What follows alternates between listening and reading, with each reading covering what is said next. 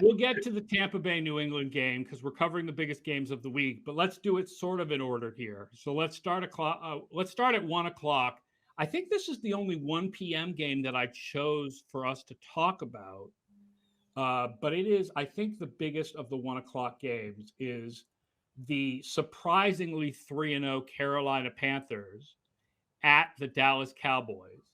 Carolina makes the playoffs in 68% of our sims if they win this game, 43% if they lose. Dallas, 82% with a win, 64% with a loss.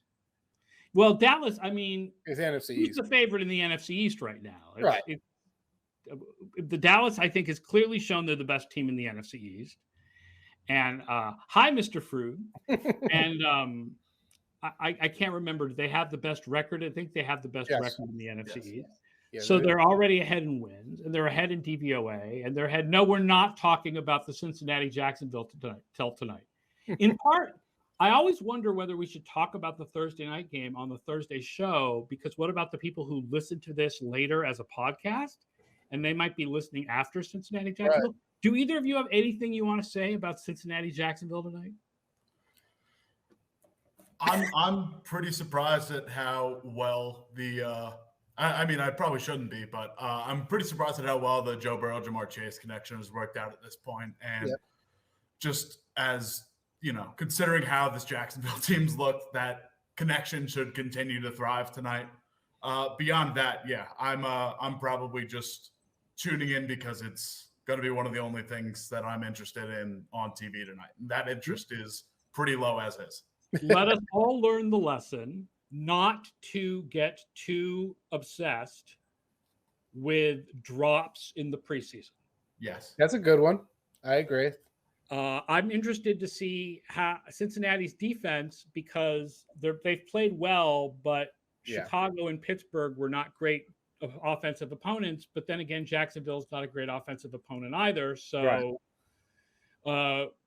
Sam Elliott says Burrow versus Lawrence must see in 2019. Love it. Yep. And maybe in 2023. Yep. Agreed. But tonight, well, I'm going to be watching because it's football, but I don't think we have to go too deeply into this one. No, I mean, it's going to be interestingly fun and interesting and I think close, but it's not going to have major playoff ramifications. Yeah, the 7.5 point spread was too rich for my blood for the Bengals. So it's like, am I going to play the Jaguars, or am I just going to be like, well, I'll go to bed if the game stinks? And I have opted for bed.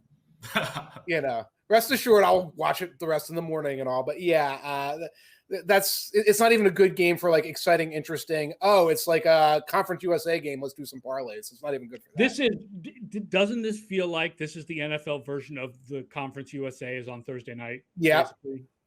That's exactly it. The whole AFC South is like that. The AFC South is basically the Sun Belt of the NFL. Yes.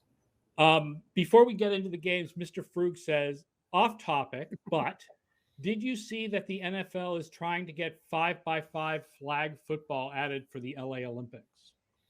Wow. It'll be perfect for the Steelers. I don't know. I did not see that. I don't know how successful they're going to be. Yeah. I don't know how many other countries really are playing flag football other than Canada and Mexico and maybe Japan. Right.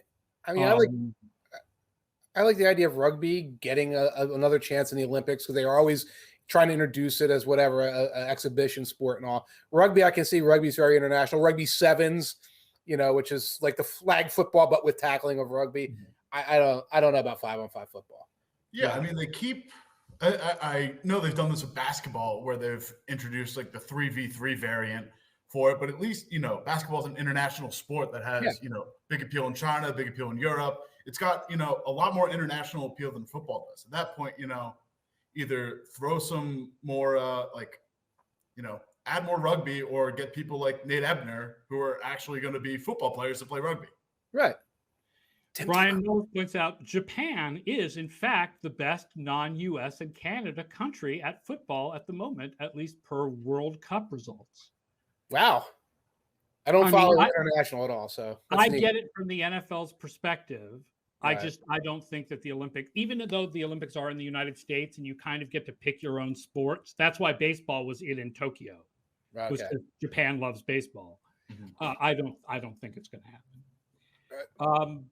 Carolina at Dallas. So let's talk about the Panthers and the Cowboys. First of all, I love what you pointed out and walked through today, which is both teams are in the top 4 in offensive DVOA in the first quarter. Yeah. And the Panthers are the second, I think, in defensive DVOA in the first quarter. So what the Panthers have been doing, I think folks have seen it, they win the first quarter and then they kind of go on to win the game. And that's why they haven't trailed yet this year. Their defense hasn't been tested from playing from behind. Offense hasn't been tested playing from behind. But again, the Panthers haven't really faced an offense like this, and the Cowboys outscored their opponents 35-17 so far in first quarters. You saw they did a bunch of stuff to the Eagles. Granted, they got, the Eagles making some mistakes along the way as well. But they come out early. They have a higher powered offense, and this is going to be a much tougher test for Carolina Panthers. Oh, this is the real defensive test right here. I mean, the offenses that they've played the first 3 weeks, like New Orleans is a very good defense, but I don't think we think that they have a good offense. No. I mean, I think I like their offense better than you do, Mike, but so far this is going to be the offensive test for the defensive test for Carolina.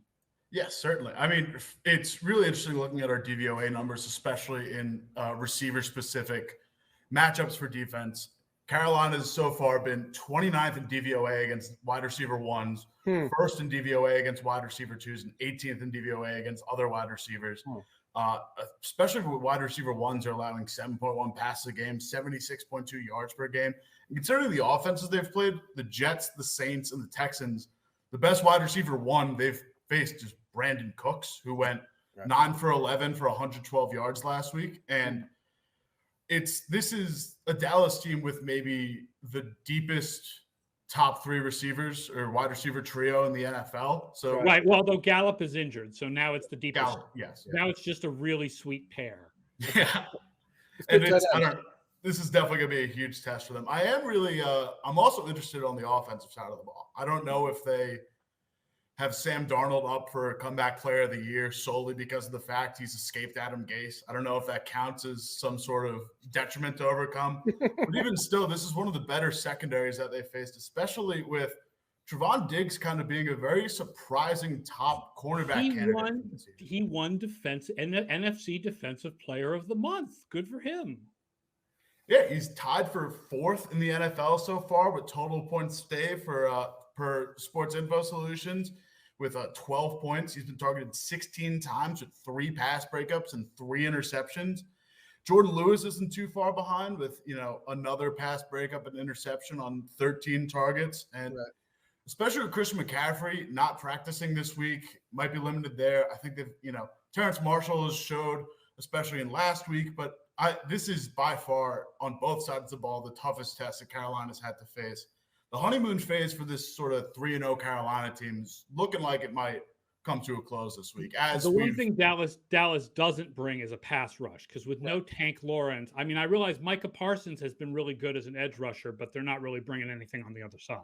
Right. You don't have McCaffrey, or you have a very limited McCaffrey or whatever. You can't attack the middle of the field as much. You can't try and get their linebackers into binds, things like that. And that's going to leave, I think, Sam Darnold trying to hit DJ Moore, trying to hit Anderson. That plays into Diggs's improvement. That makes things very easy for the secondary for the Cowboys. And I kind of see this one as a Cowboys win going away, personally. I will say the short middle of the field, I've mentioned this last week with Dallas, but it's interesting. The Carolina is the second best defense on short middle passes, where Dallas is 10th on offense. Dallas is 27th in short middle defense. We talked about it, right? They threw to Goddard last week, and we're like, oh, here we go. Philly's going to find the short middle pass. They're going to take this Dallas week. And then they didn't. But this is Carolina's defense has been super strong. Number 1 in the league in adjusted line yards.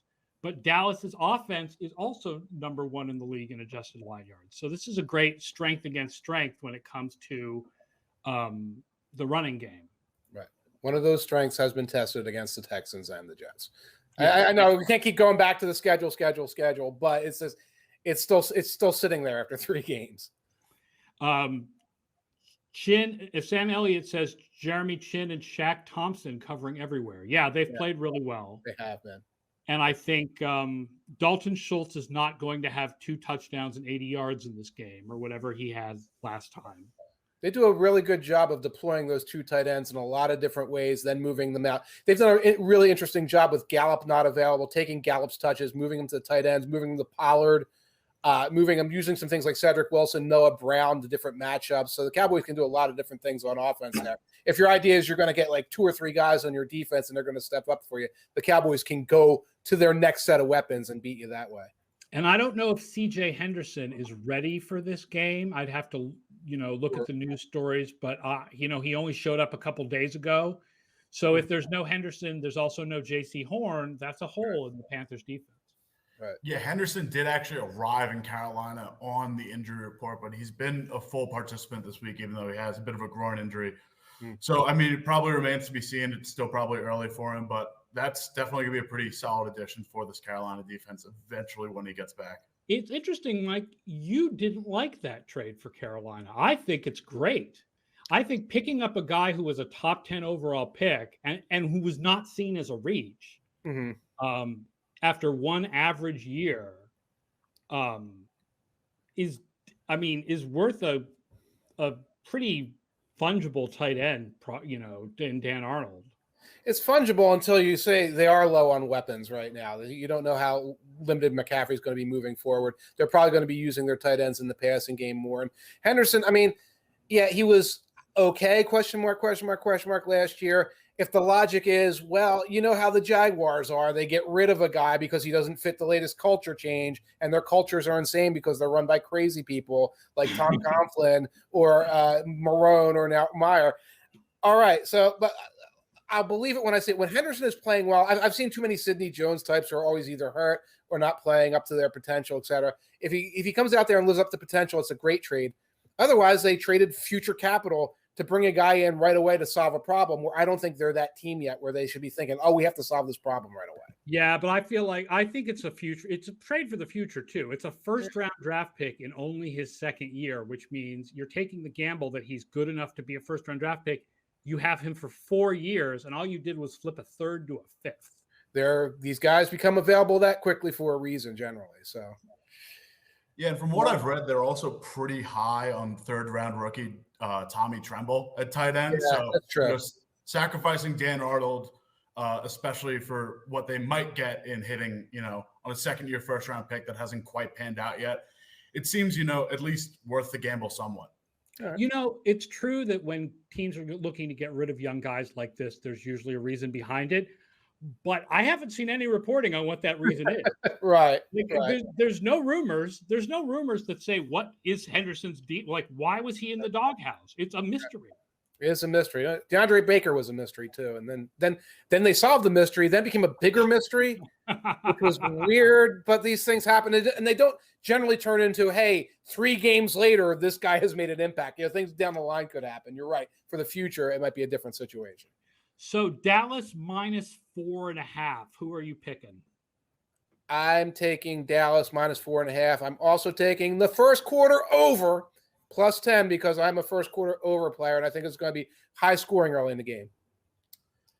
Yeah, I'd love to maybe – I don't know off the top of my head what the over-under is for that game, but I definitely like Dallas -4.5 in this one, just considering this is by far the toughest challenge that Carolina's faced on defense this year. And I think, outside of shutting down what looked like a pretty high-powered Saints offense coming out of week 1, this is going to be a real test for this team. That's 3 of us who are going with Dallas 4.5. I am too, and I stole your first quarter over for the ESPN Best Bets column, by the way. Love it. We're spreading the meme of first quarter overs. We're going to make it a thing. Yeah, get your gambling done by 2 p.m. All right, now I think we move into the 4 o'clock hour here. We've got really good 4 p.m. games this week. Yes.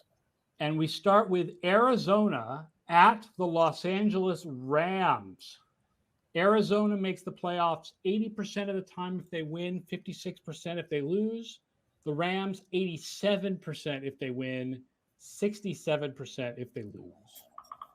There's going to be a lot of teams making the playoffs from the NFC West. Well, that is true. I mean, I think the NFC West is pretty assuredly going to be sending 3 teams to the playoffs, maybe 4. Thing I was looking at in this game is I was looking at really 2 big play offenses that are meant to be explosive by design. The Rams lead the league with 6 40-plus yard offensive plays, whereas the Cardinals, when we go down to 20-plus yard offensive plays, I believe they have 15. I believe they're 3rd in the league. So this is going to be like the NFL blitz. It's going to be the playground a little bit back and forth. Interestingly, both teams are pretty good at stopping the big play as well. For example, if you go to DVOA and you go to the deep passing DVOA, the Cardinals have the 2nd best deep passing DVOA in the league. Initially, you think, that means they can stop Stafford in them. You dig deeper into it, there have only been 11 passes against them. A bunch of them were by Trevor Lawrence. A bunch of them were Tanier running for his life and ejecting when Taylor Lewan was on crutches trying to play left tackle. So I don't think the Cardinals' secondary is like ready for this. I mean, their pass rush helps them prevent deep passes, but I don't think their secondary is ready for this. And the more I start breaking down the Cardinals, the more I was really leaning toward the Rams in this game. Yeah, I think the biggest surprise for me, honestly, is just looking at these teams. The 2 biggest offensive weapons in this game for both teams haven't quite gotten it going yet this year. DeAndre Hopkins for the Cardinals, tied for 1st in targets, tied for 4th in receptions, 4th in total yards, 6th on the team in catch percentage. If you ignore James Conner's 1 for 1 in the passing game. Right. On the other side, Robert Woods tied for 2nd in targets, 2nd in receptions, 4th in total yards, 7th on the team in catch percentage. I think that ends up working out for 2 different reasons. On the Cardinal side of the ball, it's been really surprising to see just how many guys they've gotten involved in the passing game, whether it's Christian Kirk, Rondale Moore, AJ Green seeming to have this, really surprising resurgence since leaving Cincinnati, even Chase Edmonds in the passing game. And in LA, Cooper Kupp has just dominated the passing game. Oh my God. He's on a lot of my fantasy teams this year, and it's wonderful. A 35.5% target share in what looks like a pretty high-powered offense. Right. He's dominating this so far. Right. I will say my thing about the Cardinals is I don't know how their defense has been doing this so far. Like the first game was just so much Chandler Jones. Right. But they're like 6th in defensive DVOA so far, and I do not think they can keep that up. You look at their secondary, Robert Alford, Byron Murphy, and a 4th-round pick rookie named Marco Wilson. Right. Really? Like, you guys are going to cover Woods and Kupp and Deshaun Jackson? I don't. No. And again, that with the offensive line and the way that McVay's offense gets the ball out of Stafford's hands, except on like the deep shots to Jackson, but on the other passes, they're very low in adjusted sacks rate because they don't take sacks. And I don't think so. Chandler Jones is not getting 5 sacks in this game or whatever. And I just don't think the Arizona defense can keep up with the LA offense. No, it's been very fits and starts for the Cardinals. I watched that Jaguars game because I think I slept on the Jaguars-Cardinals game a little bit until later in the week and watch it. It was close. The Cardinals did not play particularly well, but, how does their secondary look good? Well, Trevor Lawrence is not on the same page with his receivers yet and is still making a lot of mistakes, and the receivers are making a lot of mistakes. And I think Brian Schottenheimer bangs his head into the wall 5 times and then puts that offense together. I don't understand what the Jaguars are doing sequentially. The Cardinals are doing it because their pass rush is doing it for their secondary. It worked when Chandler Jones went ham. It worked against the Jaguars. It was okay against the Vikings, or that was a nip-and-tuck game. Don't think it's going to work here. I mean, it was a nip-and-tuck 34-33 game, so I don't think it really worked that well. Yeah, you're right. That was one on a 62-yard field goal and a chip shot missed the other way. Yeah. Here's an interesting stat that came from the Zebra guys. Those are the guys who do the chips in the pads for the NFL. Matthew Stafford this year, 25 out of 34 for 345 yards from empty formations with only 1 pass pressure. Was Derek saying that 2 weeks ago that that's one of the big changes? I think Derek said it. Yeah, that the Rams are going empty a lot more this year, and they're just having huge success with it. Yeah, and more effective with it. The empty doesn't mean we're going to float one to one of the guys in the. It slots. doesn't mean a 3-yard cross to Robert Woods. Right. They can do more with it. That's cool. Useful Baker says patiently waiting for Deshaun Jackson's annual hamstring injury. Well, that's true. It's coming. It's coming. Yeah, it's probably coming. That's true. But if they're lucky, it'll only cost them 2 or 3 games. Right. He didn't get hurt doing a backflip into the end zone this time, so you got that going for you. Rams are favored by 4.5. Sounds like we all like the Rams with that line. Yes. Yeah, I will say I'm all over the over in this game.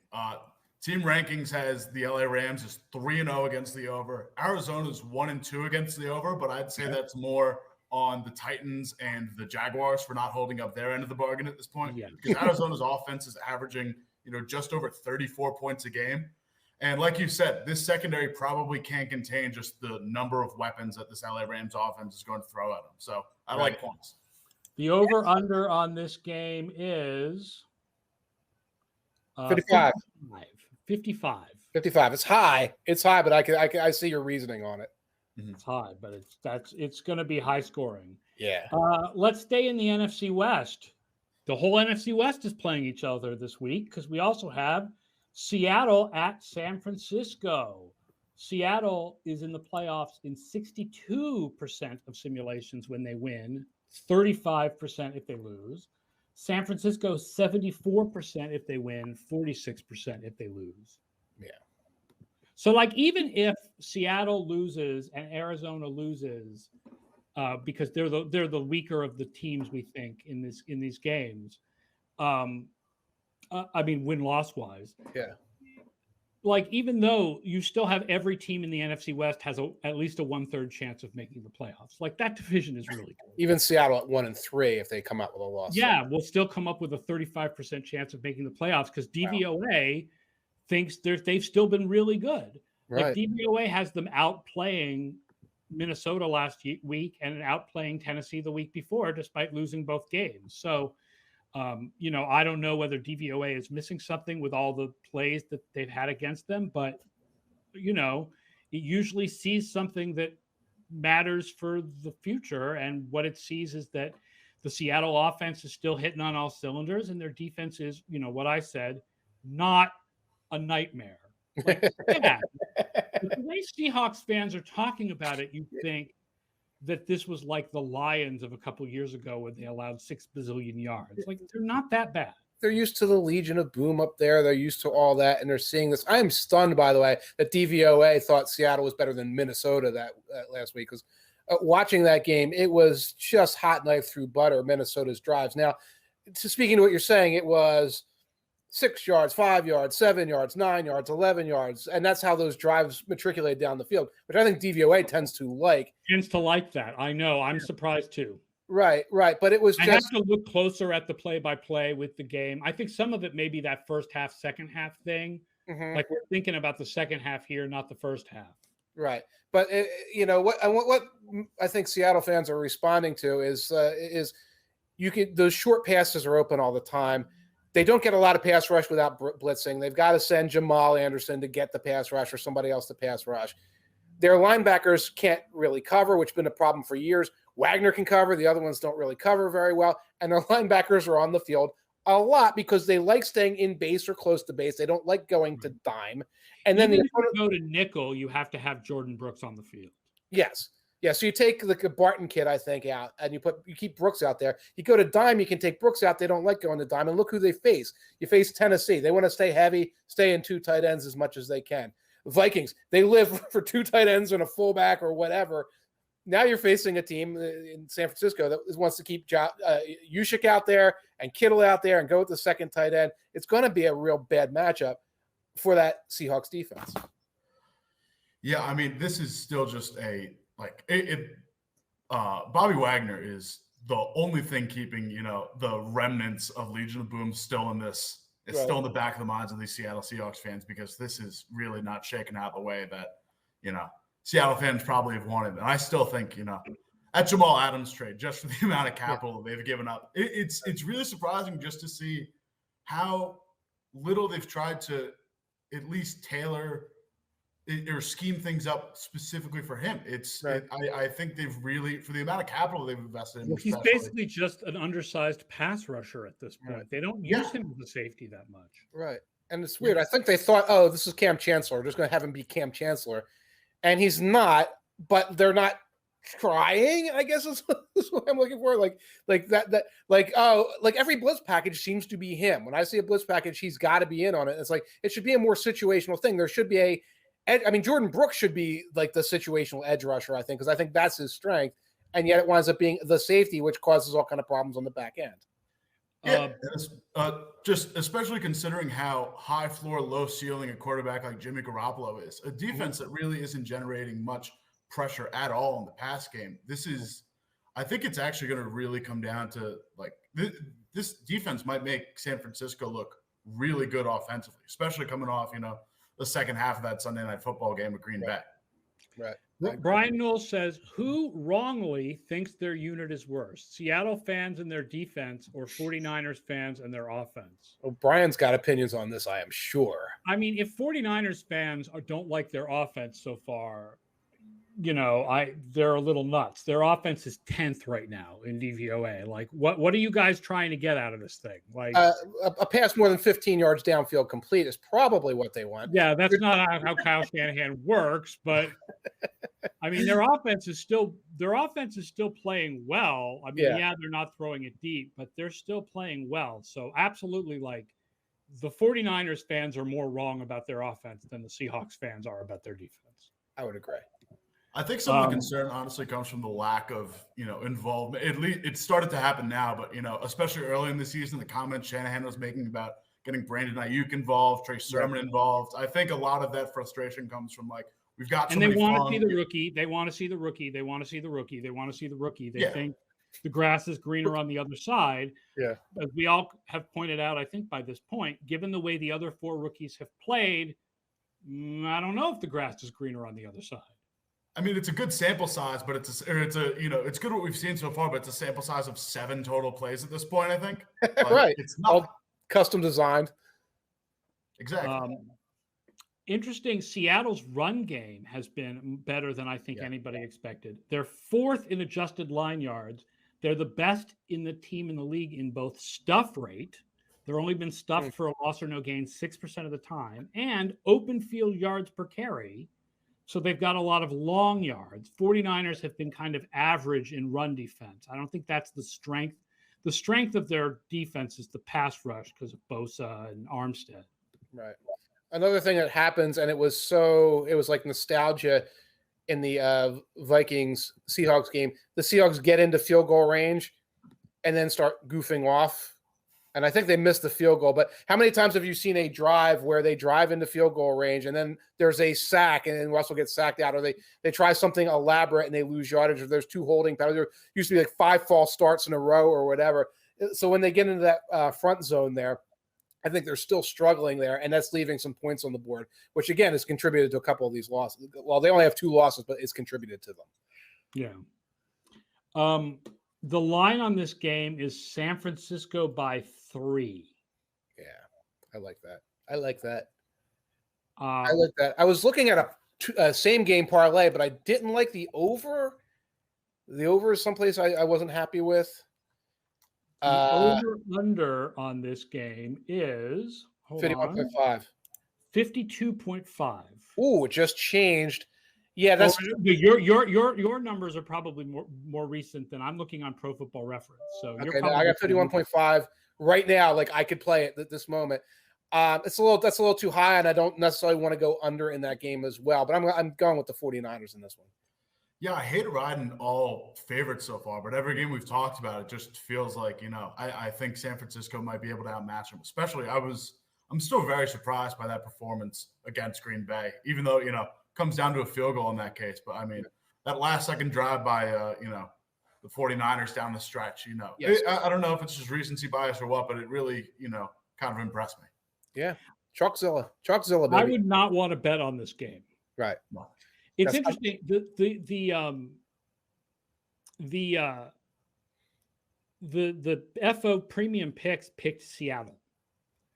I think if I had to be forced to choose, I think the certain specific weaknesses of the Seattle defense that I would pick San Francisco -3. Okay. But this is a game I would stay away from. I don't want to bet on this game. I feel like this line is pretty exact.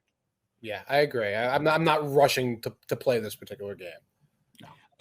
Sam Elliott asks, was it Barnwell or Bill Simmons that called the sack out of field goal range a Stafford? Ooh, I don't remember that one. That's good. Got to rename it now, though. Can't call it a Stafford. We must remember the days when Matthew Stafford was not seen as the greatest quarterback who ever played the game. I do find that there has been this sort of like collective like erasure of memory about Matthew Stafford. Yep.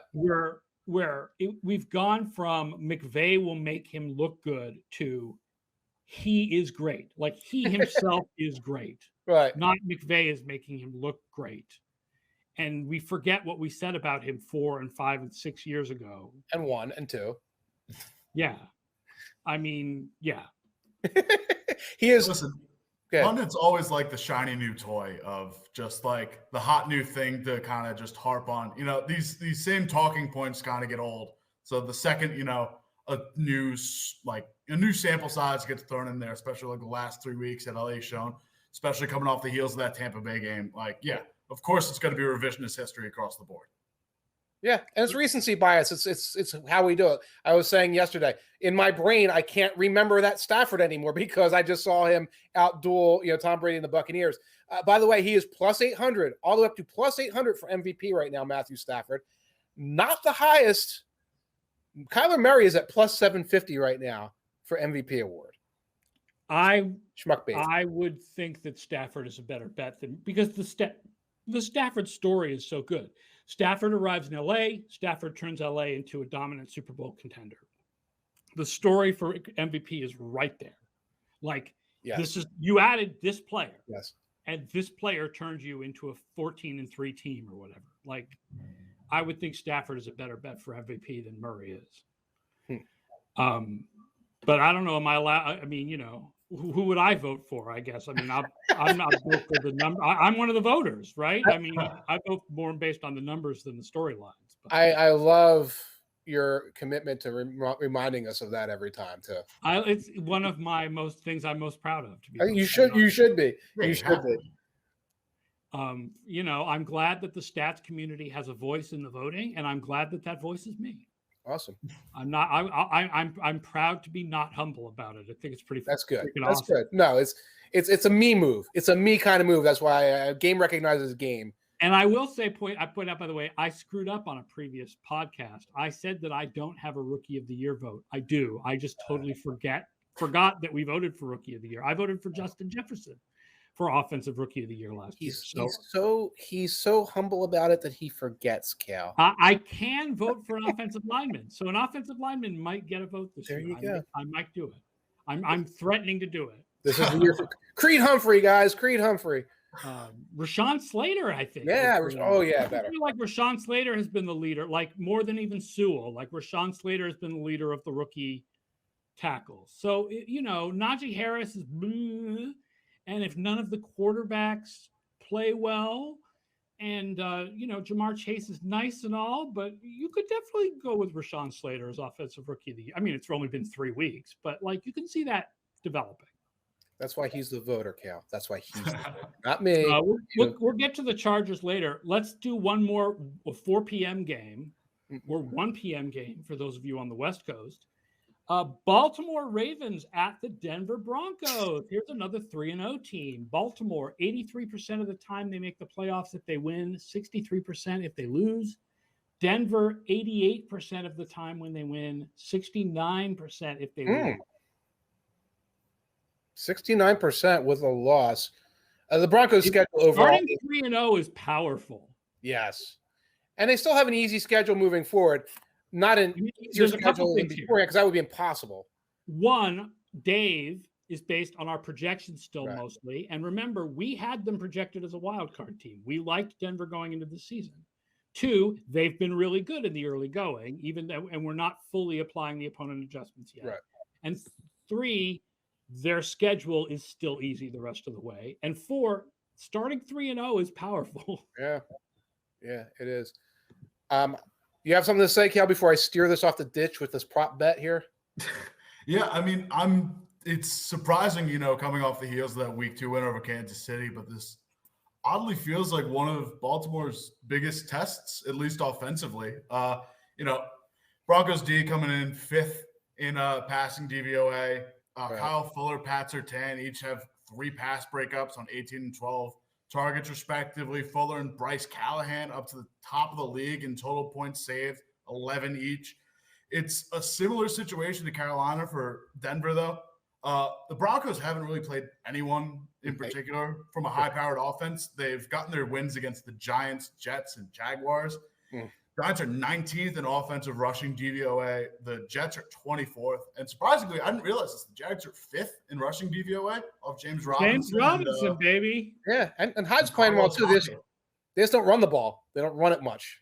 Yeah. Because of the losing. Yeah. But, Jacksonville sitting right behind Baltimore, who's 4th in rushing DVOA offensively. If they have it's weird saying this about, comparing the Broncos to the Chiefs, who would have thought, coming into the season, but if they run a similar game plan, I think, to what they did in Kansas City week 2, where, they're getting Lamar involved on the ground, Tyson Williams, the stable of Houston Texans style, scrap veterans that were good 3 to 5 years ago at the running back position. Right. I think this will be a really interesting game for Baltimore, at least. And, what a catastrophe that would have been last week and Justin Tucker not made NFL history with a 66-yard field goal, picking one up against Kansas City and then almost blowing it to the Dan Campbell kneecap biters. I mean, talk about just a real way to screw up a season early. I definitely think Denver, it's tough. Derek Klassen broke down the Denver offense today in film room, and it looks good. And then you remember, first of all, they're really struggling to run. Baltimore is 3rd in defensive adjusted line yards. Denver is 25th in offensive adjusted line yards. And as far as the passing game, no Hamler for the rest of the year, no Judy for the next few weeks. Right. They're going to be using, I think, David Moore as their 3rd receiver. Maybe the Denver passing game won't be as good as we think it, or as good as it's been the last 3 weeks, especially when you consider that this is a much tougher defense than the defense that they've played in the first 3 weeks. Yeah, I agree. And one of the reasons it was such a close game against Detroit was 3 dropped bombs by Marquise Brown, who was open consistently. I don't think he's going to be as open consistently against a very good Broncos secondary. But this Ravens offense is firing better than it looked based on the final score last week. That said, in my search for a prop bet, are you ready for this? Total combined field goal yardage. Total combined field goal yardage over 125.5 yards. In Denver with Justin Tucker and a Broncos offense that might be struggling a little bit and a Ravens offense that sometimes doesn't punch it in. So you get 120. What was that? 4 40-yarders and a 45-yarder. You win this bet at minus 110. So it's not that great a payout. And Brandon McManus has a leg on him too, especially kicking the thin air up in Denver. Like that seems. I don't know if Brandon McManus really has a leg on him, if it's just that he's in Denver. I'd have to look closer at that. But if he's in Denver, Justin Tucker could do 66 in Denver. Yeah. Easy. 266s, and actually you still don't win because you're at 125.5. No, you're over that. You win. 266. You'd have to, 266 is a win. Yep. 250 is at a chip shot win. Money, baby. That would be I have absolutely no idea mathematically if that's a good bet, but that's a fun bet. It was one where you would watch that game and be like, "Oh, come on, field goals, come on!" Yep. It's hooking the wall. Like, go ahead, red zone offense, break down. Yep, that was it. I couldn't resist it. Sam Elliott says at 125, bet the car, not the house. That's fair. Andy RML 555 says, "Is anyone excited for the Rashod Bateman debut? Is Bateman ready? I know that they're activating him off IR, but I don't know if he's ready for this week. And there's Miles Boykin also. I don't know if he'll be ready for this week. I'm excited for Bateman to debut when that happens. Yeah, and if he's not sharing time with Hollywood Brown and Sammy Watkins, because Watkins eventually will get hurt, but I think he's healthy right now. And Duvernay and Boykin, the over-under on like blocks for screen passes on Boykin is around 1.5 as usual. So we have that going. I do want to see Bateman when he comes in. I don't know if this is going to be the week he's going to be an impact player. Yeah, I mean, I think it'll definitely help Hollywood out as well. Just, it's one of those things where you get a guy as potentially skilled as Rashod Bateman, and it knocks everyone down a notch on the depth chart. It gives everyone a little bit easier an assignment below Bateman, because I think he's genuinely going to come in and, if the reviews from the preseason and what his draft stock showed, he probably is the wide receiver one in this Baltimore offense eventually, not necessarily out the gate, but I think he's going to be drawing, probably top cornerback assignment. So that'll help, Sammy Watkins get involved a little bit more, kind of the way he did in Kansas City, not calling Rashod Bateman Tyreek Hill by any means. But and it's also going to help Hollywood Brown a bunch. Just, I don't think anything's going to help Hollywood Brown save him from his own hands, but it'll help a little bit. Bateman is good also short, middle of the field, quick game. There's not a lot of quick game there with Lamar Jackson, but somebody else besides Andrews who could work the short middle would be helpful as well. Denver is favored by 1. Mm-hmm. Really? Denver by 1 at home. Now, I mean, home field advantage has been non-existent this year again. Mm-hmm.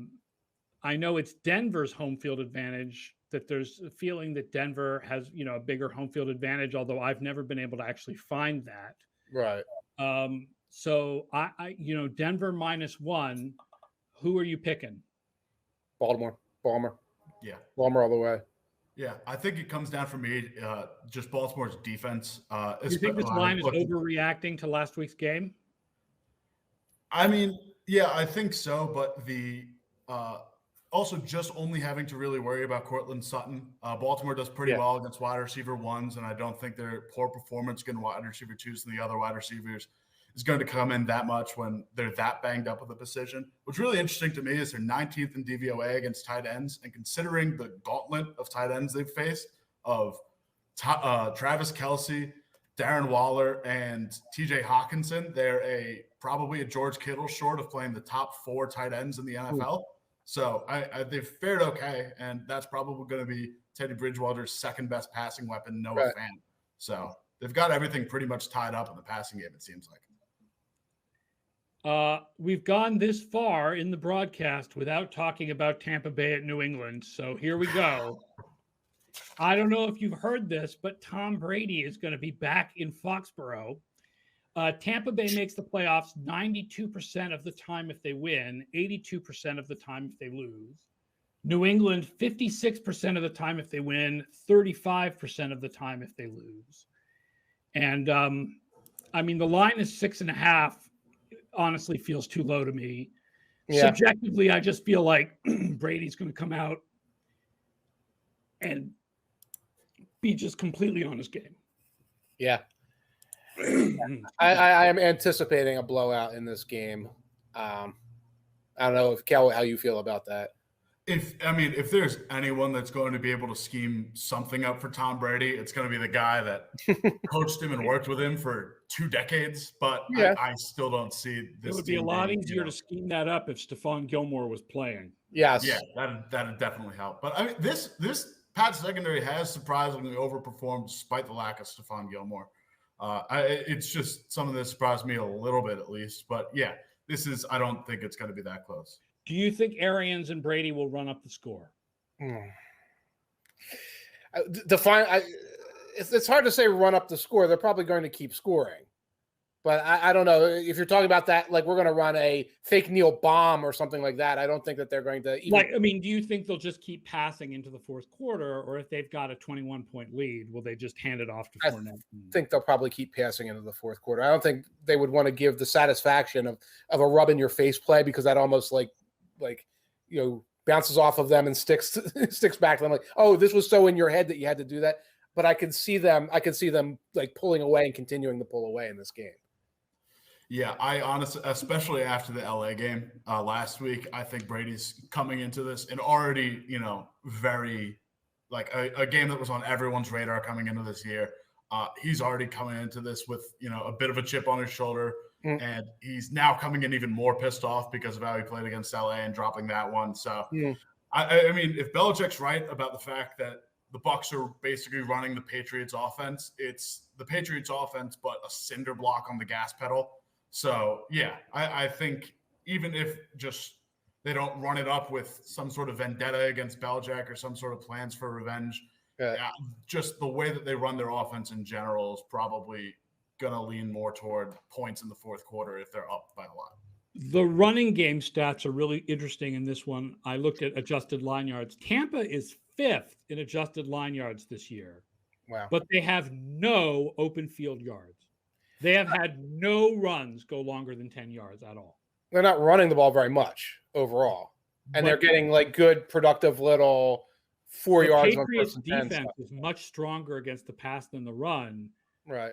So in a normal game, you would look at this matchup and be like, oh, you'd want to run some more. But we all know that this is just going to be Brady passing it like crazy. And you faced Myles Gaskin and that horrible offensive line in week 1. I'm sure the Patriots run defense is relatively strong, but I don't know if it's like that big of an advantage here. You guys interested in an entire there's Brady bets. There must be more props than we know what to do with. And there's some of these are so esoteric. Now, Brady needs what, 67.5 passing yards? 68. Well, yeah, that's the over-under. 68, yeah. Thank you. No one needs 0.5 passing yards. Thank you. That was on 68 passing yards for the all-time record. You can bet on which Tampa Bay player catches the game-winning pass. Or the record-breaking pass. Record-breaking pass, yes. I'm sorry. I'm mush mouth right now. But so who will catch the record-breaking pass? You can get Gronk at plus 300, Godwin at plus 350, Leonard Fournette at plus 800. Now it goes on and on. This is pretty much random, right? This is just a random bet, except that it's not random because like the probability of somebody's like target percentage comes into play. Right. I mean, narratively speaking, the best one has to be Brady to Gronk, right? It has to be. Right. Reality speaking, it's probably a dump off to Fournette.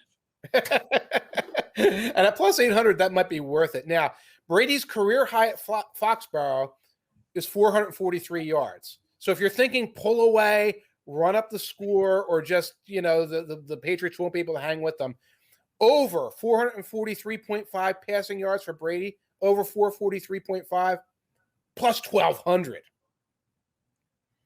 Now, that's a tall order for Brady to go over 400 something, especially in a game we think they're going to win, so they might be hitting the clock a little bit in the fourth quarter, but you get plus 1,200 there. Yeah, but considering everything we've talked about, nothing major, but a little sprinkle, let's have some fun with it. Yeah, I could see throwing that throwing the $10 on that one. Yeah. Just to have something to stay out for when it gets weird in the third quarter. Are there long shot bets? Useful Baker asks, are there any long shot bets for Scotty Miller or Cameron Brate? Cameron Brate at plus 2,500. Scotty Miller's injured. Scotty Miller's injured, yeah, so he is not on here. If you're a Keyshawn Vaughn fan, plus 8,000. And if you like the idea of Tom Brady completing a pass to himself and also gaining yardage on it, because like a lot of times when you complete the pass to yourself, it's batted back in your face, and you're in your 44, you probably fall on it because it's foolish to do more than that. Plus 10,000 if you think that's going to happen. We don't. I like Cameron Brate better at plus 2,500 personally. Andy RML 555 says Gronk is not practicing. I think he plays, but Brate is not a bad play. There you are. The secondary one could be one-time Patriot Antonio Brown. Yes, he is in at plus 500. Yes, legendary former Patriot. If it was possible to differentiate, the crowd would probably cheer Brady for 20 straight minutes and boo the living hell out of Antonio Brown. And they'd probably cheer Gronk for 30 straight minutes. Yes. Yes. And boo Antonio Brown as much as possible. I don't think you can really boo Antonio Brown because it'll sound like you're booing Brady and Gronk, and no one wants to sound, well, hopefully most people don't want to sound like they're doing that, but Brown is probably bitter about the Patriots too, because they went and signed him and then cut him after 1 week just because he just because he harassed some women, whatever. Yeah. I still feel like this side story with the Bucs is how much broadcasts still try to like talk past Antonio Brown's past. Yeah, it's gross. Use these mealy mouth words about how he's had troubles and problems, and like the legal department. It makes like you want to, even if you want to root for the Bucs. And I'll admit, I'm a slightly bitter Patriots fan. It's hard to watch Brady, and it's even harder to watch Gronk doing it for another team because he's so much fun. Mm-hmm. But I feel like if you want to root for these guys, like Brown just makes it icky. Yeah. And when they're talking on the air, the legal department's got the memo to them. We don't want you saying this. We don't want you saying that. It's tricky when you're speaking extemporaneously to say these things in a way that is not necessarily like you're going to give inaccurate information, speaking off the top of your head, at which case it could be actionable, etc. The same thing happens every time this phone rings on a radio station. Deshaun Watson, let's talk about that. You got to go start over. Okay, where is it on the legal side of things? How many women is he accused of doing what to precisely? And then you start going with euphemisms and vague terms and talking about his issues and problems because it gets you through the sentence, unfortunately. So, I mean, I hate it. It's icky. I kind of think that, like, announcers should be better at it than I am because they have a lot of prep and they have things that the assistants that could help them with this stuff.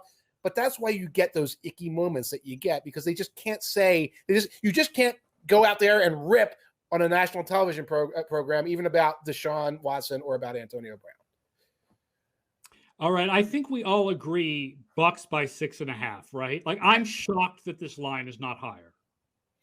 This one you can see like sharp action late jumping on the Buccaneers, unless a Gronk injury makes the Sharps scared. I think you're going to see sharp action on the Ravens one, where on Sunday that line suddenly changes by a couple of points. I've got to imagine that most of the handle on this game is coming in on the Bucs, though. I've got to imagine that the betting houses are really rooting for the Patriots in this game. Probably. Yeah, I also just can't imagine, on the other side of that, I can't imagine this Pats offense being able to keep up. Like, we already saw last week just how poorly Mac Jones performs under pressure. And I think, especially that pick six, a couple of those interceptions ended up coming on the behest of, the tight ends and some of his receivers. I don't think it was all totally Mac Jones's fault, but he looked really poor under pressure. And this is now a Bucs defensive front that is right. They don't have many sacks, but they have a lot of pressures. Yeah. And they're gaining JPP back. Like, it's going to be a problem for Mac Jones to actually, keep his head above water on Sunday. Yeah. Yeah. Speaking of don't have many sacks, but they have a lot of pressures. Let's do quickly the last game of the week, Las Vegas at the Los Angeles Chargers. Vegas is in the playoffs 72% if they win, 46% if they lose. And the Chargers, who DVOA absolutely hates, that thus only make it 37% of the time if they win and 15% of the time if they lose. I don't know why DVOA seems to hate the Chargers so much, but like even the teams they've played, the opponent adjustments wouldn't even really help them because the Chiefs have only been 15th this year because the Chiefs are 1-2. So the Raiders offense is really good passing, but bad running. Mm-hmm. The Chargers defense is 15th against the pass and 31st against the run. So that's an interesting strength against strength, weakness against weakness. Right. I picked this as my FO pick of the week. I'm going with my numbers here that just, I feel like giving Vegas, it's Chargers by 3.5. And I just feel like giving Vegas 3.5 points, given that the Chargers, at least DVOA, doesn't think they're as impressive as people think they are, and the Raiders have been somewhat impressive, and that place is going to be filled with Raiders fans. Right. Because they remember when the Silver and Black played in LA. Yes. Yeah, this is the one game that Raiders fans have to mark out on their calendar every single year because the Los Angeles Raiders were around in Los Angeles a lot longer than the Los Angeles Chargers have been at this point. So there's still some very lingering Raiders fans there. My biggest matchup that I'm excited about is I know he was banged up a little bit in the Chiefs game, but he ended up coming back and finishing the game. Derwin James against Darren Waller is going to be a lot of fun to watch, especially after what he did to Travis Kelce last week. And I think I'm a little bit higher on the Chargers personally because I think that ability for Derwin James to just line up one-on-one on a guy like Darren Waller or a guy like Travis Kelce last week, it really allows you to the rest of the secondary for Brandon Staley. Asante Samuel might be dark horse defensive player of the year defensive rookie of the year not player of the year. He's looked phenomenal this year, but it's you're taking down a guy that is tied for second in the league in targets right now. He's the heart and soul of this Raiders offense. And it's not like, the Chiefs last week where if you don't have Travis Kelce going, you can turn to a Tyreek Hill. It's, Henry Ruggs, Hunter Renfrow, Zay Jones. Brian Edwards, baby. Brian Edwards. It's not nearly the caliber of, receiving core, though. Yeah. It's interesting because I looked up the Raiders lead the league in 20-plus yard passing plays, which is not something you think of the Gruden offense. You think of them matriculating on, 10 to 15 yarders, et cetera. Ruggs has 5 of those big plays, and Edwards has 5 of those big plays. Edwards, I believe he's number 2 in DVOA because I was checking this out earlier. And so, I don't think that he has moved into an upper echelon. I'm not saying that, but the ability of Gruden to distribute it, et cetera, has led to that performance on offense. Raiders defense just baffles me. I've been looking through the stats. I've been looking at the things that they're supposed to do well.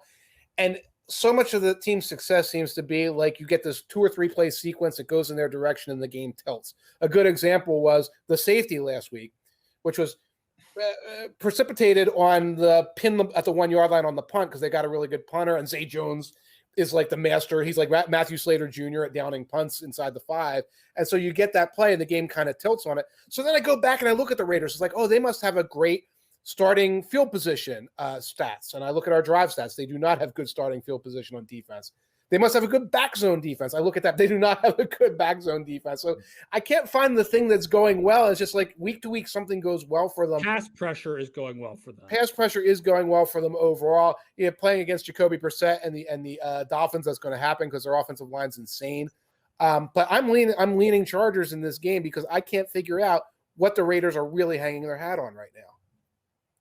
Yeah, what's really interesting is, if our predictions end up panning out, this is now going to be a 3-way tie in the top of the AFC West at 3-1, and none of those teams are the Kansas City Chiefs. Yeah, that's something.